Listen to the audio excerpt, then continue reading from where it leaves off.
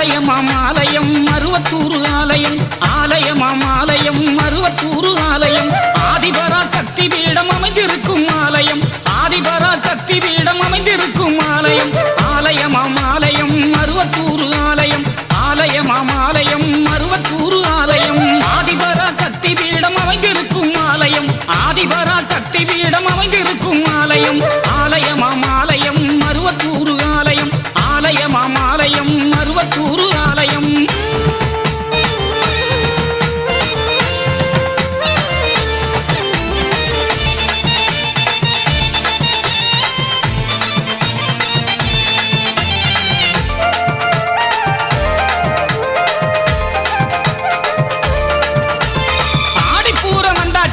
ஆனந்தமே வந்தாச்சு, ஆதிபரா சக்திக்கு தான் கஞ்சி காய்ச்சி ஊத்தியாச்சு.